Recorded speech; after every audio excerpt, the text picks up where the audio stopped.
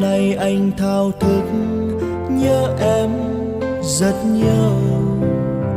Dù chưa gặp em một lần nhưng biết sẽ bên em trọn đời. Anh luôn mong một ngày được gặp em. Hãy ngủ ngoan đi nhé, vợ yêu tương lai của anh.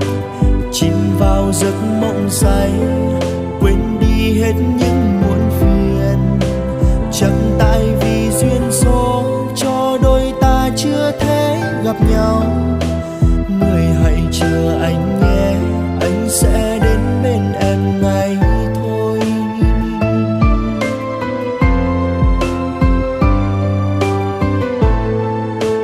Nhiều ngày dài trông ngóng, anh chỉ muốn thấy em một lần. Để vơi nỗi nhớ thương, mong gặp em trong những giấc mơ. Dù rằng lòng vẫn biết chưa đến lúc ta là của nhau, nhưng rất muốn bên em để cùng em sớt chia buồn vui.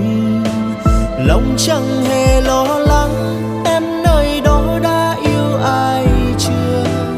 Anh vẫn chỉ cô đơn là vì em có biết không?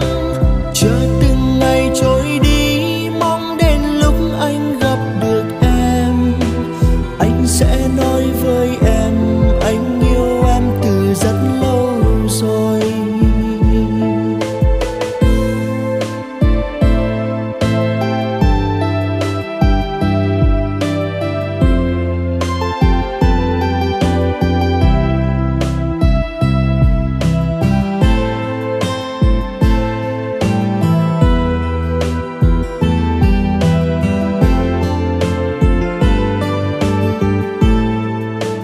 Hãy ngủ ngoan đi nhé, vợ yêu tương lai của anh. Chìm vào giấc mộng say, quên đi hết những muộn phiền. Chẳng tại vì duyên số cho đôi ta chưa thể gặp nhau. Người hãy chờ anh nhé, anh sẽ đến bên em ngay thôi.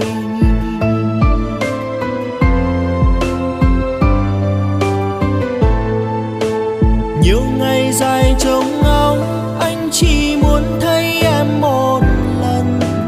Để vơi nỗi nhớ thương, mong gặp em trong những giấc mơ.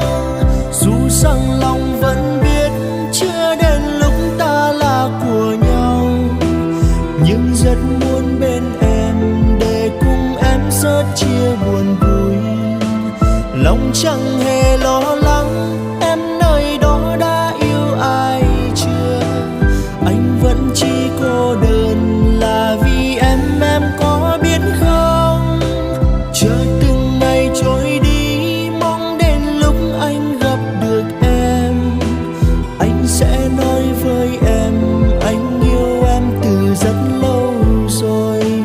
Nhiều ngày dài trông ngóng, anh chỉ muốn thấy em một lần. Để vơi nỗi nhớ thương, gặp em trong giấc mơ. Dù rằng lòng vẫn biết chưa đến lúc ta là của nhau, nhưng rất muốn bên em để cùng em sớt chia buồn vui. Lòng chẳng hề lo lắng